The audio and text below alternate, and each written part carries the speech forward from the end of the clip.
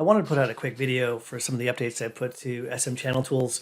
One of which was a request. I can't remember from whom. I'll post it, but basically just a way to hide the channel history in your channel box. So a lot of times animators don't want to see that. It confuses them.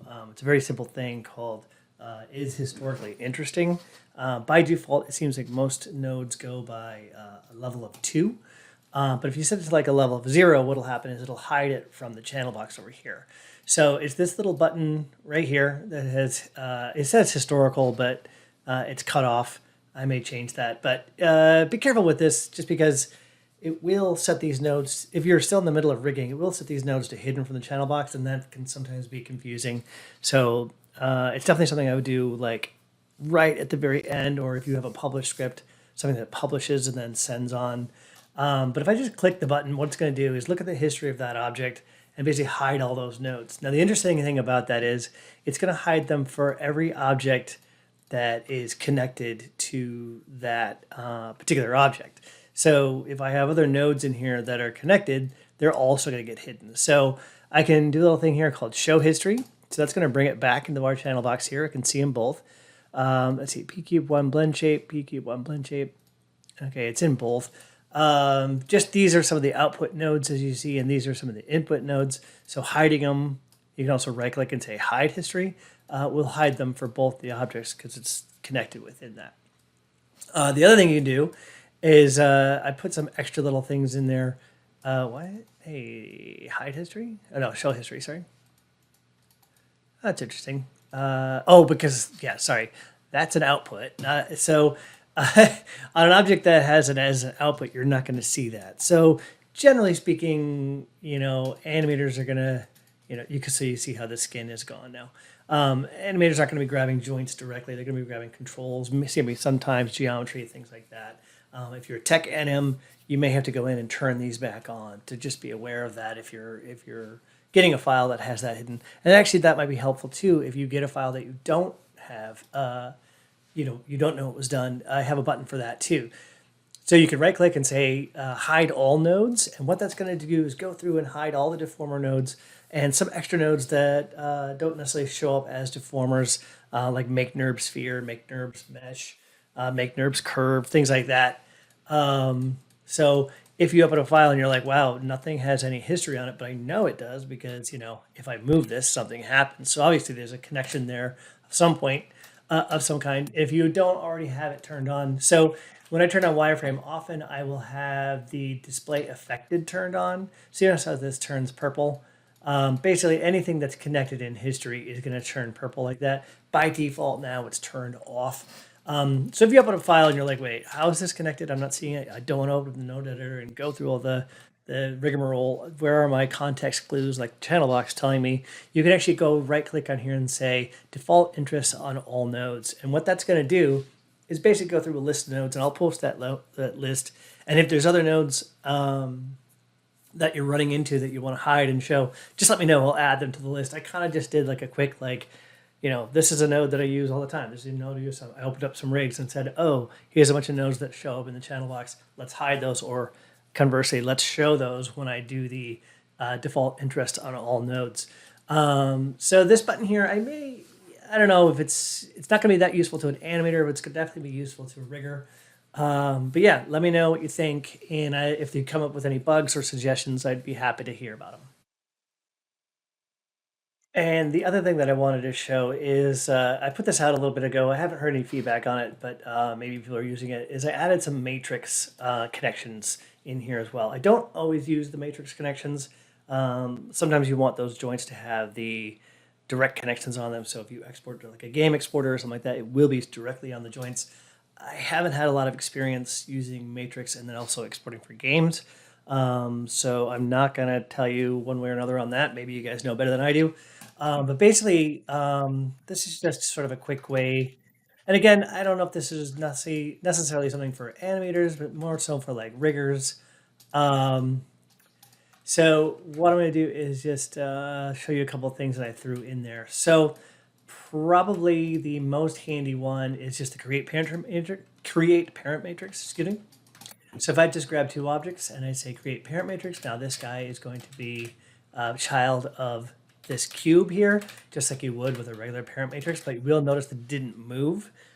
Basically what I'm doing is just calculating the distance and putting that in as a vector so that your object stays where it was. Okay, so we're back to normal again. But I also added a way to do like a multi-parent matrix. So you select all your parents and say create multi-parent matrix. Now all of these guys are going to have a little bit of say on what happens with that torus over there. What you can do if you want to control these things, you can actually go in here and turn on and off the enable target on there. That's one way to control it. You also have the weights, so you can turn weights up and down.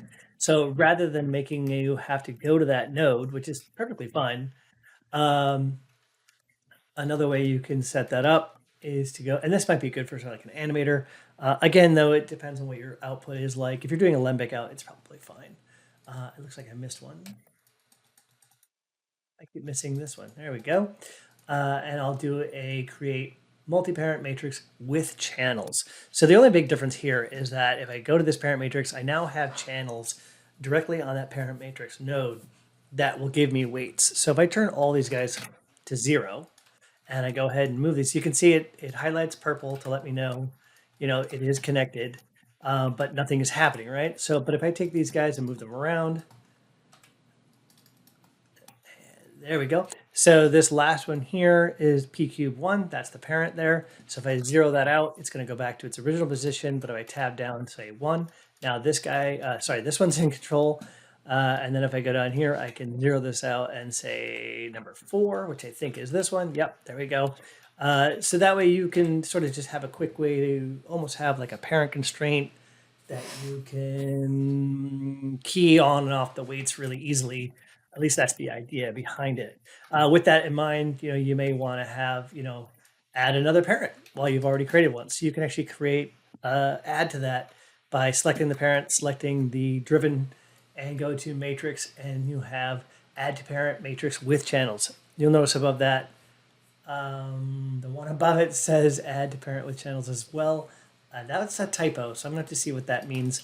But now you see I've actually added to my parent matrix node. There's the P sphere 1, so I have everything all in there. And again, these are like weighted, so if they're both going to have an effect. But notice how when I rotate this, it's a slight effect, whereas this is a strong effect. Weighting is just who's got the more weight and by percentages. So that's why we usually keep it 0 to 1, just because that's easier math to do in our heads. Some of the other things I added, matrix, add matrix channels. So if you create a multi-matrix node, but it doesn't have the channels, this will actually just add those channels if you don't have them already. Add to parent matrix we looked at. I'll probably get rid of one of these two because I don't know why it's there twice. Convert constraint to parent matrix. So that's kind of nice. So what I'll do is create 2 cubes here and a torus, because who doesn't love a torus? And we'll create a standard parent constraint like so. We've done this. We all know this. And I got to remember how to do this. Let's try convert. Let's see if that did anything. Yes, it did. Okay, so let me go back because I want to do that again. So right now I have a parent constraint that's going to the 2 cubes. I'm just going to select the driven object, which in this case is this torus. I'm going to go to matrix, convert constraint to parent matrix. And what that's going to do is the same thing. It deletes out the parent constraint, but then creates a new matrix constraint between these objects. So now I have what is almost like what I had before. You'll notice though that I don't have those channels on there. So again, I can go up here and say add matrix channels. And now if I look at that matrix node, I have the 2 in there. So I have my parent weight 0 and my parent weight 1. So if I go to 0 on this, that means you'll have this cube will have full control. This one does nothing. Go back to that parent matrix node. And you'll probably rig this up, to be honest. You're not going to do it. You're not going to always be keying that. So you'll probably make some sort of connection to it or something like that. Which is why I don't necessarily add the channels by default. Because if you're rigging or setting something up for an animator or for yourself, you're probably going to make some sort of channel on a curve control so that you can control it directly rather than, let my script do everything for you. So next up is create blend matrix. And to be honest, I haven't done a lot with this yet, but one thing that I do find nice with it is to find a pull vector position of 3 objects. In this case, I have a joint chain here. I'm going to create a space locator or a locator, and I'm select the root, the end effector, and the knee or whatever this is be, and the locator here, and do create blend matrix. And it's going to pop to that knee based on the way that blend matrix works. But I'm going to go through here, and as I turn these off, you can see that now I'm popping to the what is going to be the end effector. If I turn this off, it's going to top to the head. So I turn this on and go, say, 50%. It should be exactly 50% between these two. If I move this, you'll see it stays there, right? This is something that might be nice to put on an FK joint chain that you want an IK joint chain to match to, because this guy here is going to tell it where to put that pole vector. So the third matrix I have in here is the matrix here. So if you know your matrix math, we're going to add to that position with the new position. I'm going to turn that on, and by default, because it's set as a weight to 1, it's going to go right to the position. But what I can do is actually push this past that position. And now what it's going to do is put that into the correct position to where my pole vector would be without, just with matrix math. So to show you how that works as an example, what I'll do is go in here, and I'm going to leave that on. But what I'm going to do is create a pole vector constraint, or sorry, an IK handle. And I hit T, you see where that, where we're looking right now for all pole vector. What I'm going to do is duplicate this so I don't get a cycle. Turn that off. So this is my locator that has no connection to it whatsoever. And I'm going to go and select my IK handle and create a pole vector constraint. And I'm going to open up the option box so you can witness this, that there's no movement on that joint chain and it matched to where it should be. So actually, that's just out of curiosity. If I turn this locator back on, and what I'm going to do is take my joint chain, actually let's take this and IK blend off, put this over here, this over here, this over here like that. I will snap these two together. So this is the one that we want to match to. If I turn the IK blend back on, okay, good. Here's my locator. Oh, right. So yeah, there was no change. It was exactly where it should be. You saw that there's no change in my positions as expected.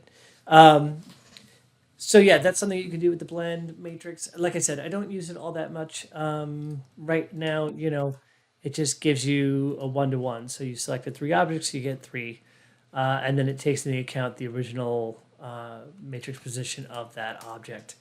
Do with it what you will. The last one in there is the aim matrix,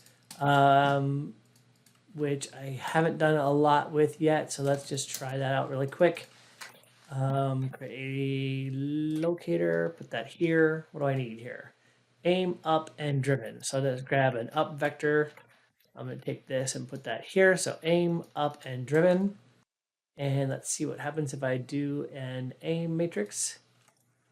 Okay, this is where things get a little bit weird with joint change, because if I do have a joint orient in there, it's going to do something weird on me. So this should be my original position. So I also want to 0 that out.